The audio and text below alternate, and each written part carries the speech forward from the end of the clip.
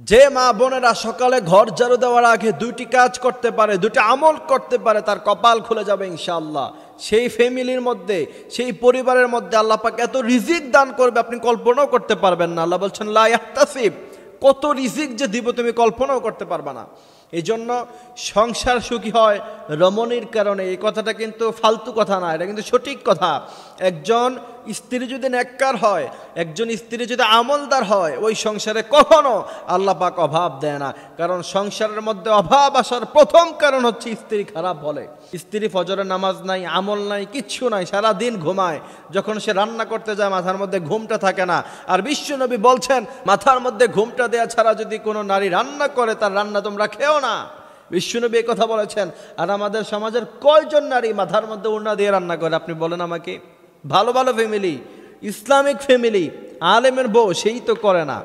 এই জন্য প্রিয় ভাইরা আমার এগুলি বোঝার বিষয়। কোনো মা বোন যদি সকালে ঘর ঝাড়ু দেওয়ার আগে এই দুইটি আমল করতে পারে, ইনশাআল্লাহ তার ঘরে কখনো কোনোদিন কোনো অভাব আসবে না, মুসিবত আসবে না।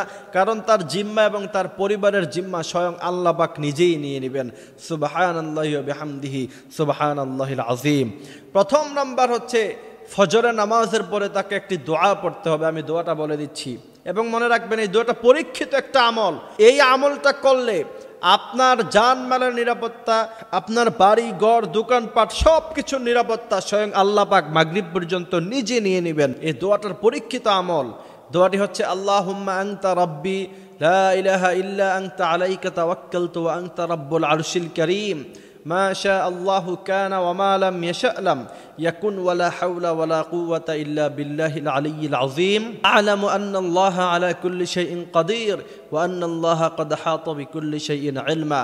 এই দোয়াটা যদি কোনো ব্যক্তি পড়ে সমস্ত জানমালের নিরাপত্তা স্বয়ং আল্লাহ পাক নিজে নিয়ে নেবেন। সুতরাং এক সাহাবী রাদিয়াল্লাহু তাআলা আনহুকে এক লোক এসে বলল, আপনার বস্তিতে আগুন ধরেছে, আপনার ঘর তো পুরো ছাই হয়ে গিয়েছে।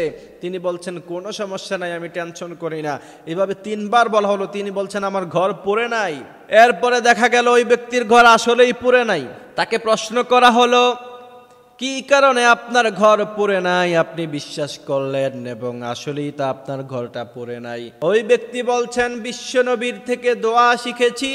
বিশ্বনবী বলেছেন কোন ব্যক্তি যদি এই দোয়া পাঠ করে তাহলে ওই দিন ফজর থেকে মাগরিব, আবার মাগরিবের সময় পড়লে এরপর ফজর পর্যন্ত তার নিরাপত্তা, তার ঘর বাড়ির নিরাপত্তা স্বয়ং আল্লাহ নেবেন। সুতরাং আমি তো আজকে এই দোয়া পড়েছি, আমার ঘরের নিরাপত্তা স্বয়ং আল্লাহ নিয়েছেন।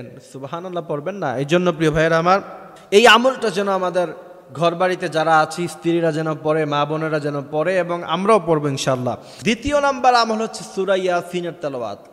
এই সূরা ইয়াসিন যে ব্যক্তি ফজরের পরে তেলাওয়াত করবে ঘর ঝাড়ু দেওয়ার আগে, বিশ্বনবী বলছেন ওই ব্যক্তির জিম্মাদারি স্বয়ং আল্লাহ সুবহানাহু ওয়া তাআলা নিজে নিয়ে নেবেন। ওই ঘরের মধ্যে আল্লাহ পাক রহমত নাজিল করবেন, বারাকাত নাজিল করবেন, সাকিনা নাজিল করবেন, অভাব অনটন আল্লাহ পাক দূর করে দিবেন। সূরা ইয়াসিনকে বলা হয় উম্মুল কোরআন, কোরআনের মা বলা হয়। এজন্য এই সূরাটা যেন আমাদের মা বোনেরা তেলাওয়াত করে। সুতরাং যারা চান যে ঘরে অভাব অনটন না থাকুক তারা যেন এই দুইটা আমল করে। আল্লাহ পাক আমাদেরকে এই কথাগুলি বোঝার তৌফিক দান করুক, আমিন।